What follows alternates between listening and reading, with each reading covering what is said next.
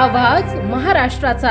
नमस्कार, मी सुधा संध्यालामध्ये आपलं सगळ्यांचं स्वागत। महाराष्ट्र शासनाच्या जलसंपदा विभागाच्या वतीने पुण्यश्लोक अहिल्यादेवी होळकर यांच्या 300व्या जन्मशताब्दी वर्षानिमित्त गोदावरी ते नर्मदा जलयात्रेचे आयोजन करण्यात आले असून या निमित्ताने जेजुरी येथील पवित्र कऱ्हा नदीवरून जलकलशाचे पूजन करून हा कलश शिर्डी येथील कार्यक्रमासाठी माजी आमदार संजय जगताप यांच्याकडे सुपूर्द करण्यात आला। राज्याचे जलसंपदा मंत्री राधाकृष्ण विखे पाटील यांच्या संकल्पनेतून राजमाता अहिल्यादेवी होळकर यांच्या जन्मशताब्दी वर्षानिमित्त गोदावरी ते नर्मदा जलयात्रेचे आयोजन करण्यात आले असून मंगळवार दिनांक 21 रोजी सकाळी जेजुरी येथील कऱ्हा नदीवर पुरंदरचे माजी आमदार आणि भाजपाचे प्रदेश सचिव संजय जगताप यांच्या हस्ते कऱ्हा नदीचे जलपूजन आणि जलकलश पूजन करण्यात आले। यावेळी या जलकलशाचे कुलधर्म कुलाचारानुसार धार्मिक विधी तळी भंडार तसेच भंडाराची उधळण करून हा जलकलश शिर्डी येथील जलयात्रेसाठी पाठवण्यात आला।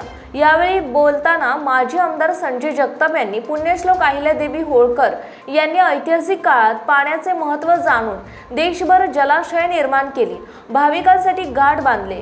एक आदर्श राजमाता अहिल्यादेवी होळकर यांच्या 300व्या जन्मशताब्दी निमित्ताने शासनाच्या वतीने गोदावरी ते नर्मदा जलयात्रा आयोजित करून अहिल्यादेवींचे स्मरण केले आहे। पंतप्रधान नरेंद्र मोदी, मुख्यमंत्री देवेंद्र फडणवीस यांच्या नदीजोड प्रकल्पामुळे नीरा नदी कऱ्हा नदीला जोडली जाणार आहे। याचा फायदा पुरंदरला होणार असल्याचेही संजय जगताप यांनी सांगितलं।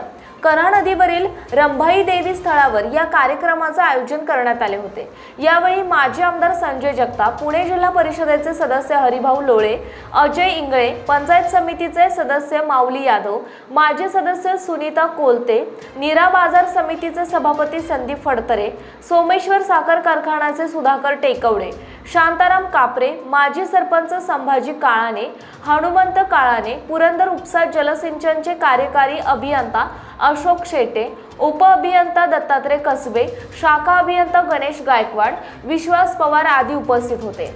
पुरंदर उपसा जलसिंचनचे कार्यकारी अभियंता अशोक शेटे यांनी 25 एप्रिल रोजी राज्याचे मुख्यमंत्री देवेंद्र फडणवीस यांच्या हस्ते त्र्यंबकेश्वर येथून या जलयात्रेला प्रारंभ होणार असून चौंडी शिर्डी येथून मध्य प्रदेशातील माहेश्वरी येथे नर्मदा नदीवर ही जलयात्रा पोहोचणार असल्याचे प्रास्ताविक भाषणात सांगितले।